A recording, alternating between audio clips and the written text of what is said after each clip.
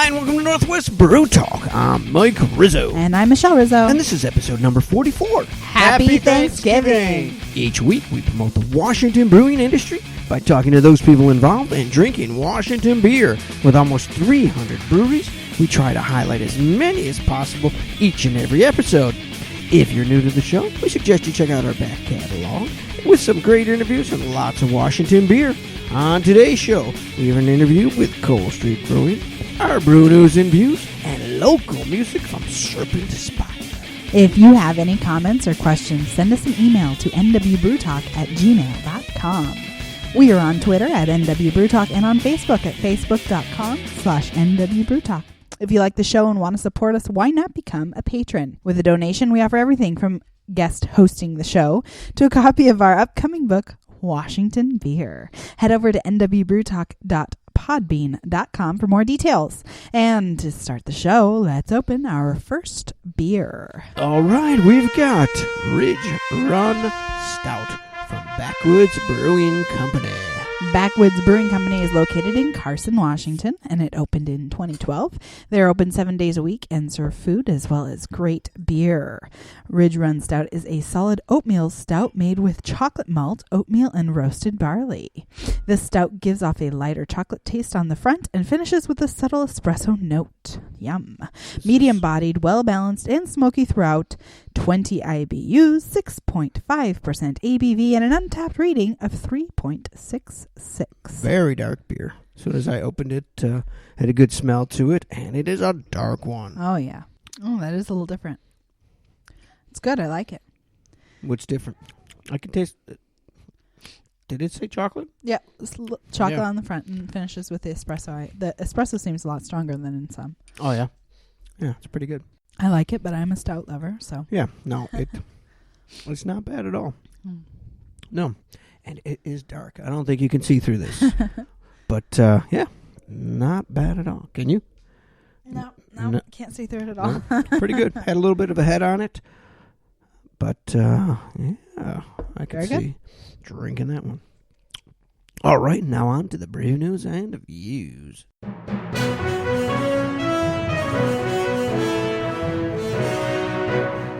Topping this week's news, December 3rd through December 6th, Browers Cafe in Seattle is hosting Big Wood-Aged Beer Fest. With over 50 wood-aged beers on draft, this is one of the best festivals they run. From sour to stout, they've got beers from all over the world to be tapped for your enjoyment. A few of the Washington breweries available will be Black Raven, Elysian, E9, Fremont, Holy Mountain, Propolis, Schooner Exact, Silver City, and Wanderer. The festival will run all weekend, but certain beers will not, so be sure to get there in time every day and try them all. On Saturday, December 5th, Pyramid Breweries will be celebrating their 18th annual Snowcat Party in Seattle. There will be live music, beer, and proceeds benefit the Northwest Avalanche Center. The party celebrates Pyramid's release of Snowcap Winter Warmer Ale. On December 4th and 5th is the 2015 Winter Beer Festival hosted by the Washington Brewers Guild. Over 50 guild breweries will showcase their winter seasonals. The event is a fundraiser for the Washington Brewers Guild.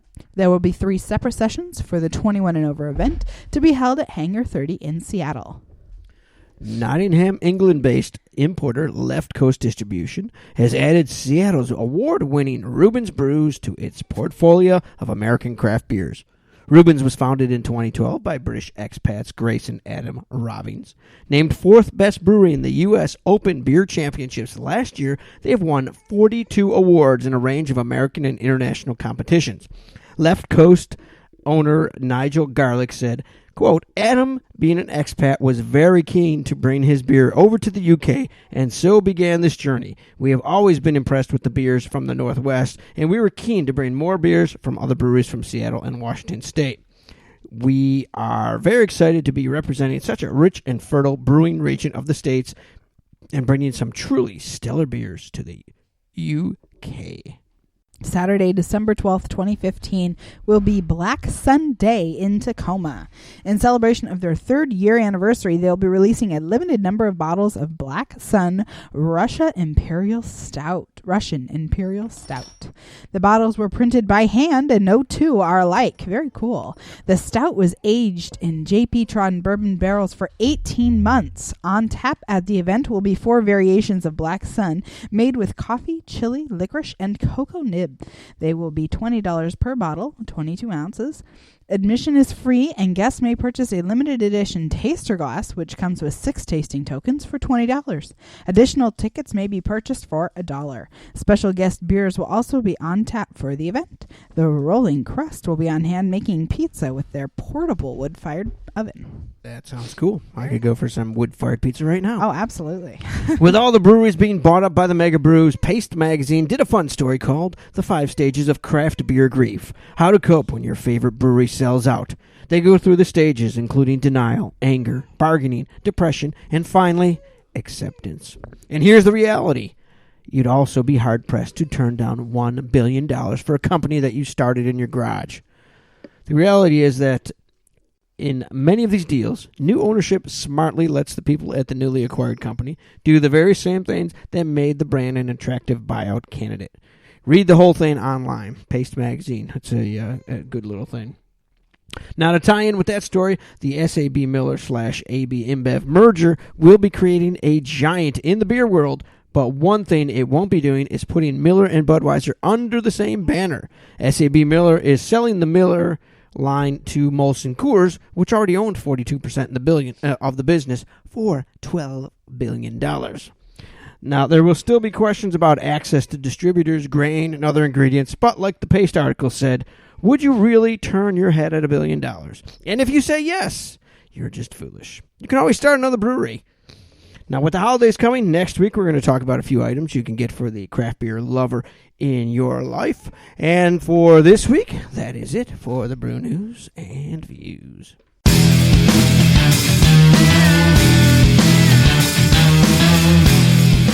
Welcome back to Northwest Brew Talk. If you want to submit news to Northwest Brew Talk, send us an email to nwbrewtalk@gmail.com.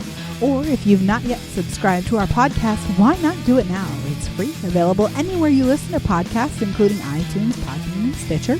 If you like us, a review or rating would be really appreciated. But make sure to tell your friends about Northwest Brew Talk. All right, that'd be great. And now we're going to go talk to Eric over at Cole Street Brewing. All right, we're talking with Eric Brandjes from Cole Street Brewery. How are you today? I'm doing good. Awesome. Now, you are located in Enumclaw, right? That is correct. Okay. And you started out as a home brewer. Why don't you tell us a little bit about that? Oh, geez. I started homebrewing over 20 years ago. Came to the Northwest. My wife, all of her family was up here. We lived in Arizona at the time and had good beer for once.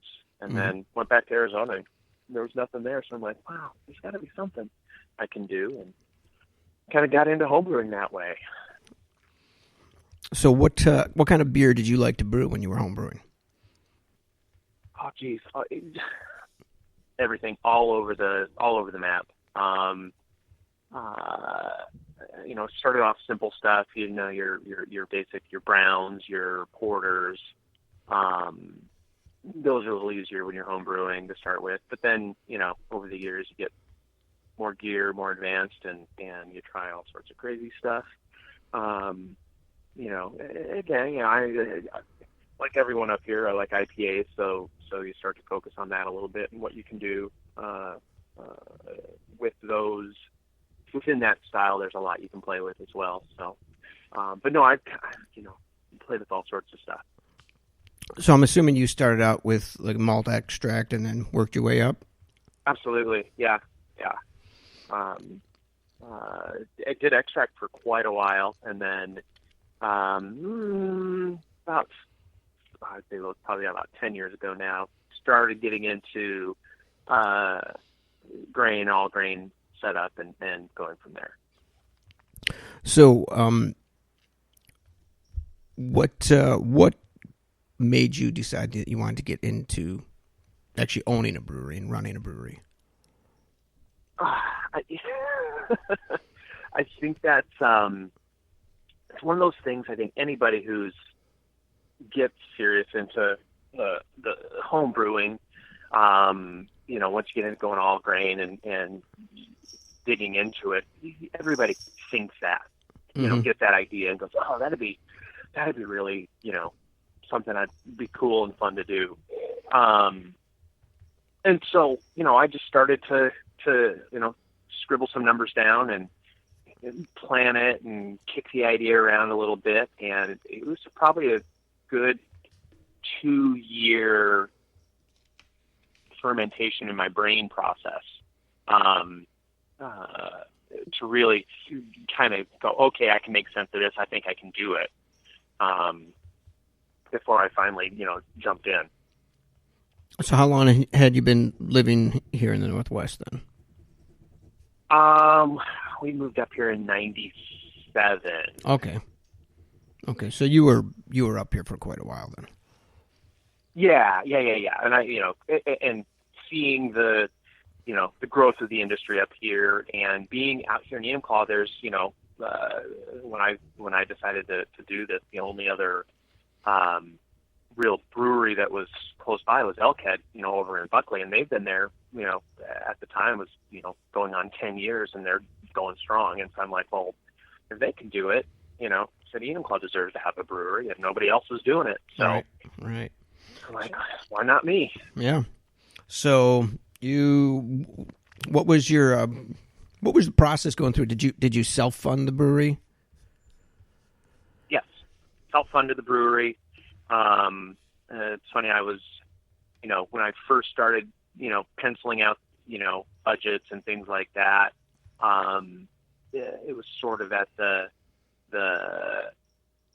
tail end of the last sort of slump. And so equipment was starting to be real available and things like that. So I was like, okay, great. I can afford a 5-barrel system or a 7-barrel system. And there was some cheap stuff out there. But of course, then, a year goes by and you're like, okay, now I'm ready to do it. And the market had swung back the other direction. I'm like, oh, I can't afford that. Right. Or it wasn't available. I mean, right, if you're looking at new equipment then. So it was a little change in the planning process there. So you have a 2-barrel? 2-barrel system, yeah. And then a couple 4-barrel fermenters, so we double batch, and then we have a little 2-barrel fermenter. So okay. So you opened what, February 2014? Almost, it'll be 2 years coming up. So yeah, that sounds right. Yeah. Okay. So how has the almost 2 years? How's that been going for you? It's been great. I was really pleasantly surprised with the reception in town and how quickly. I mean, I thought, I'm like, okay, well, I'm going to be, dumping money into this brewery, to keep it going for the first year. And that wasn't the case. I mean, within a couple months, it was, paying its own bills and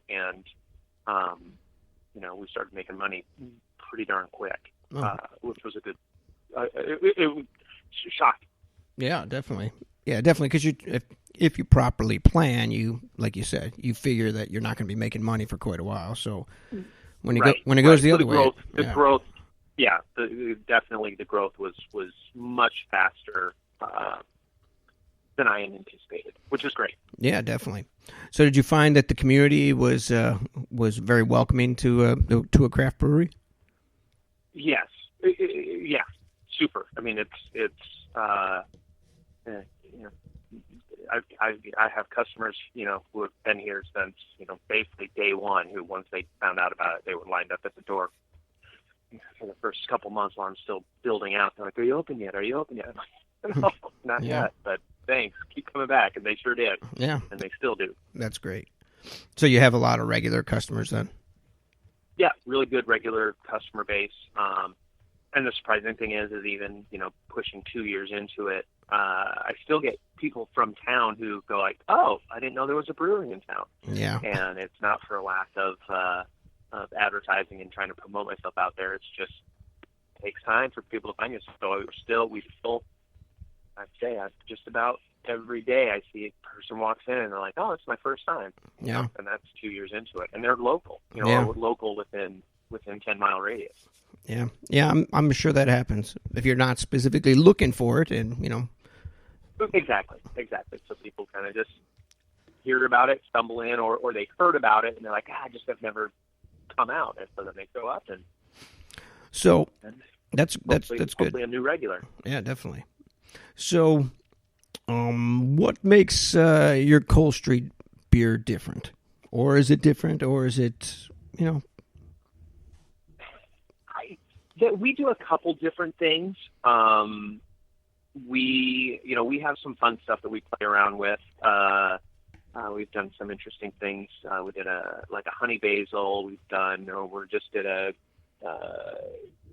rosemary orange. So we're playing with some different spices and things like that. But our main lineup is, I try to stay true to the style. Okay. Mostly ales. Occasionally we'll do a lager, but mostly ales. Not overly, not super hop centric. Our IPA is hoppy, but it's not, we're not like, 100 IBU, we're gonna blow this out of the water type thing. We try to make them a little more approachable. I like beers where you can bounce around and enjoy every style without going, once I have that, I'm pretty much done. Right. So, when you get one of those new customers in that maybe they're not a craft beer drinker, what's the beer you point them to? We have, we pretty steadily, we keep a blonde on. Okay. But I try to push them towards a brown. Mm-hmm. It has a little more flavor. It's actually, more crafty, I would say. The blonde, again, you're looking at really, really basic beer.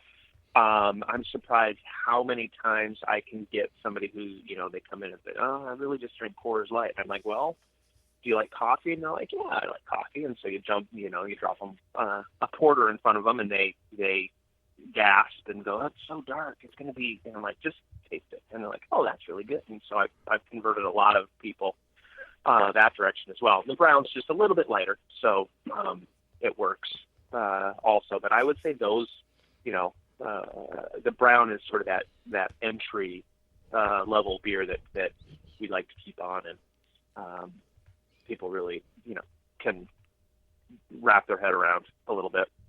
Yeah, that's interesting. I've heard that from other brewers too. Brown seems to be a popular one that they give and people like that haven't really been drinking craft beer. Yeah, it's because it's not too much of anything, but it's got more flavor than your basic beer. And a lot of times people, if they're not drinking beer, it's because they really don't like the flavor of what's out there, as far as the domestics go. And so you want to give them something that you go, okay, this tastes good, but it's not too much for them to process. Right.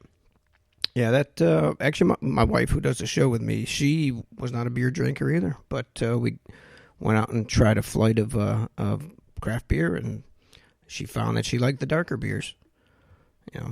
She liked coffee. And over time, people branch out and try more things, and it's you just got to get them to try it a couple times, and then you never know where they're going to go from there. Yeah, exactly. So, do you get the typical customers that come in and are asking what's new? What do you have new that I haven't tried before? Yeah, and that's we have people who really like. I've been really surprised. I just about 6 months ago brought on an assistant brewer, and he's the one who's kind of pushing me to try some of these more interesting things. Where I'm like, I'm not sure how well that's going to sell. Mm-hmm. It sounds good, but so he's like, let's, he goes, I like it, and yeah, anytime we put on something new, like I said, the honey basil, we did a honey wheat, this orange, the rosemary orange. We sell them faster than anything else. And I mean, IPA is our number one seller. We move through that as fast as anything. But when we put something new on like that, that's interesting and unique, people try it and they like it, and so that, I mean, they'll just drink it till it's gone. Wow. And we'll go through a couple barrels in a week of something new. Right. So we like to mix it up and keep those, always something new and exciting every couple of weeks that we can try to put out there, at least on one tap. Yeah, oh, that's cool. That's definitely good that customers like it that much. But you have to keep your some of your basics there around too, And there's the other people who are like, "Where's the IPA?" You're like, we just ran out. It'll be back on tomorrow, and they have a conniption. Yeah. Oh, what am I gonna do? They're like, there's other beers you can try. I'm like, okay, and they like them, but right. They don't mess with their exactly their favorite. Yes. Yeah. That. So how many days a week do you brew now? We do once a week. We do a single double batch, and then the next week we do a double batch, and then a single 2-barrel batch. Okay. And that's so we're producing average 5 barrels a week, but so 4 barrels one week and 6 the next. So, do you foresee having to upgrade your system at all? We're talking about adding another fermenter. More than anything to do, we've been kicking around the idea of we've done a couple lagers in the last. We did an Oktoberfest and a couple other lagers, and they've gone over really well. And so we've been kicking around the idea of adding a lager tank, basically. Okay. So just one fermenter for just continuing to do lagers. But I don't have the. I don't want to say not the drive, but I like the sort of where we're at with being the local brewery and having the tasting room and doing that versus jumping up and saying, okay, we're going to do this, but we're really going to push in to be more of a production brewery and try wider distribution. I don't know. I'm not, it's not out of the picture, but in the near future, that's not the plan. That's not what you want to do. You like being the local brewery. No. Yeah, I like being the local brewery. I like knowing everybody who's drinking the beer. We're self-distributed to 4 or 5 restaurants here in town, and occasionally we'll push out a little bit further. But the distribution game is hard. Yeah, definitely. And you kind of get stuck producing, 3 or 4 of your top sellers. That's what the distributors want, and then you're out there being a salesman and a mass production brewer, which is, not as fun as being creative and, talking beer with people and doing that.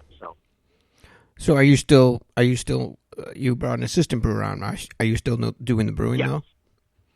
And that's, I brew probably, he brews a lot more than I do now. I still wash a lot of kegs and, manage the front end and that. But I brew a couple batches a month, and he'll do probably 75-25 at this point. But I mean, he's brewing right now, and I'm here, and so I help out, but I'm letting him do more and more of the brewing responsibilities, and but I still develop all the recipes. Okay. So that's something that you'd have to look at too. You go to a bigger system, do more production, and you may be doing less brewing, even more. Even less, right? Which is even less appealing, But it's just it's all about business. You have to decide what really which way you want to go. Exactly, and that is the biggest thing is which way do you want to go with it? Because you can't take baby steps to get there. That's the other thing I realize. You don't go, oh, okay, I'm going to go to a 3-barrel system, then a 5-barrel system, then it's like once you decide to do it, you got to do it, and it's a big investment. Yeah, that's a big jump and a huge commitment. And it's not necessarily the business model that I have my head wrapped around at this point. But that's something we've talked before, and sometimes guys that are home brewers, they're brewing, and next thing you know, they're running a big brewery, and they're not brewing, and they haven't brewed for months or years, and that's why they got into it. And that's I left. I was a production manager in a manufacturing company, and dealing with sitting behind the desk and making sure materials were there and people were there, and that's great, but I left that so I could do something a little more fun and creative. So I definitely want to be able to keep my hands in it on this side. Yeah, definitely. So, are there any styles? Well, first of all, going back to the lager for a minute, what makes you want to do a lager? Since it takes up more time and space. It's people. What we've seen is that people really like them. Yeah. So it's one of those things where you can if we can dedicate a vessel for it and just kind of keep just cycling through it. You can make sense of it that way. If you're like, okay, we can just constantly keep something going. The initial investment, it takes a little longer, but we can definitely move it. And there is a whole trend. I mean, the whole trend right now in the whole industry is people are working more towards doing a lot more lagers. It seems like you're seeing a lot more of them out there than you would have just a few years ago. So, it's nice to do. Again, I'm not, we're not fully going that direction yet, but it looks like it'd be it wouldn't be a bad thing. Right. Yeah, it is like you said, it's definitely a commitment, and a lot of breweries don't want to take up any of their fermenters or anything with that. Yeah. Yeah, I mean it's longer time. It's more time in the fermenter, more time in the cooler. So it's space and time, which adds up to money. Yeah. So, are there any styles that you haven't done that you're interested in doing? We just did a cream ale. Okay. It's in the fermenter now, so that was something that kind of bouncing around out there. I'm trying to think if there's anything we haven't approached. Well, how many beers do you normally keep? Go ahead. How many beers do you normally have on tap? We have 8. Okay. Usually 8 on tap, and then 1 sitting, waiting to cycle in. One beer that I really enjoy, and I enjoy making it and drinking it as well, is ESB, a real English style ESB. Kicking around the idea of doing some cask conditioned. Okay. Get the full on English flair going there. Mm-hmm. But that would be something that would be a fun thing to do. But yeah, I'm trying to think if there's anything we haven't. There's probably some obscure stuff out there that we haven't done. But we've hit most of the styles, light to dark. Mm-hmm. We haven't done an imperial stout yet. Okay. We've done an oatmeal stout that we do each time this year for, we did it last year for the Movember cancer, the right. testicular cancer month. Mm-hmm. So we did it last year for that event. We did it again this year. It was really popular. And so that's an oatmeal vanilla stout, and we age it with some bourbon barrel chunks. We don't put it in the barrel, but we put some bits of the barrel into the kegs. Okay. And that one's real popular. But I believe, I think in the next month or so we'll get an imperial stout going as well. Okay. So, where do you source your ingredients? Do you get a lot of Washington stuff, or do you get it from various sources? The grains are, we get out of Canada and then the Midwest. Nothing specifically. We don't focus on, it's got to be Washington. Okay. Hops we source, they pretty much all come from the co-ops anymore, so they're either going to be, Yakima or Willamette Valley. Mm-hmm. You kind of go with what you can get and source that way. We don't. My ESB, I try to use, English noble hops, but even for the malt, I stay domestic. We haven't done anything with like European malts or anything special like that. I think there's some people who would say, it's more true to the style or something like that. I'm like, I don't know. I don't know how many people can tell the difference if your malt came from, somewhere in the grain belt or somewhere overseas. So, right. I know there are people out there who do know, but for the majority of people, it's not the main deal. Yeah, for the average consumer that likes whatever the beer is, they're not going to really know. Right. Okay, awesome. Well, Eric from Cole Street Brewery, thank you very much for spending some time with us today. Appreciate it. Hey, thanks for having us. All right, I'd like to thank Eric for joining us today. We will be right back after a local music break from Serpentspire.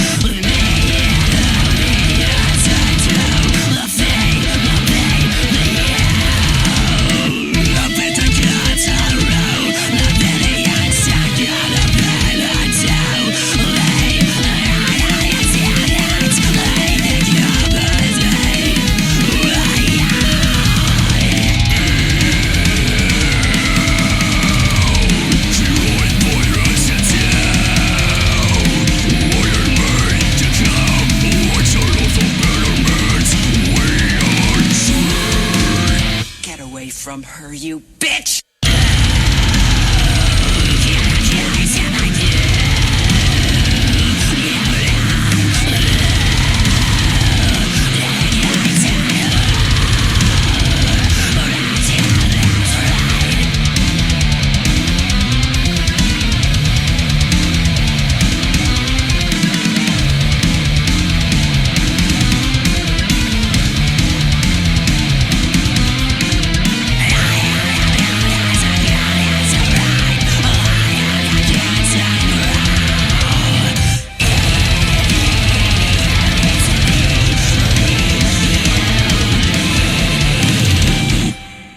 That was Nostromo by Serpentspire. You can check them out at serpentspire.bandcamp.com. If you want to have your music played on Northwest Brew Talk, contact us today. And now, let's try another beer. This time we've got Traverse Red IPA from Boundary Bay Brewing. That's right. And I'd like to say that we do try to play all kinds of music on this show. Everything from pop to rock to what you just heard. Anything is available. So Boundary Bay Brewery is in Bellingham and is a brewery that's been around for quite a while. It opened in 1995, and they are a family-friendly establishment. Open 7 days a week, and some delicious food to go with some great beer. That's got a big head on it. Oh, yeah. Mm-hmm. And it's very citrusy. Traverse Red IPA is brewed annually to celebrate the Traverse Race. This year, they created a recipe for ideal late summer enjoyment. Light copper red color reflects the nature of the malt backbone. Exceptional floral, citrus, spice, and dill pine undertones help define the aroma. This super refreshing red IPA commences with clean citrus flavors with a touch of spiciness/toffee. It finishes with a musky dill pine due to additions of Sriracha Ace and Cascade hops. It has an untapped rating of 3.65 and is 5.5% ABV and 60 IBUs. Wow, that, you know what? As soon as you said the dill, I'm like, that's that flavor. It's crazy. You can taste that. And it has Wow, that's good. I like that. It has a reddish flavor, very citrusy smell, nice head on it. Reddish color. Yeah, reddish color, and it's got a nice flavor. I do like that. Yeah, I like that too. Reds a lot of times I like though. Yeah, red IPA is not super common though. No. But this, that dill is funky. But you know what? I like it. Now I could go for some dill chips along with my wood-fired pizza. Would you ever say no to wood-fired pizza though? No, I'd never say no to pizza at all. Anyhow. You're right, any pizza. I want you to give me fresh beer. You serious? This week's fresh beer is on tap at Cole Street Brewing Company. Midnight Cascadian Dark Ale. Dark roasted malts meet floral and citrus hops to forge a union of polar opposites. Roasted barley, roasted wheat, and roasted dehusked barley allow the depth of malt character to be bold but light enough for hops to shine through. The Midnight Cascadian Dark Ale is 7% ABV and 52 IBU. All right, and that brings us to the end of another episode of Northwest Brew Talk. Make sure you tune in next week when we chat with Hop Nation. This show is produced and edited by me with engineering help from Michelle Rizzo. If you want to contact us, you can email us at nwbrewtalk@gmail.com or on Twitter at nwbrewtalk. Until next time, I'm Mike Rizzo. And I'm Michelle Rizzo. Stay hopping, my friends.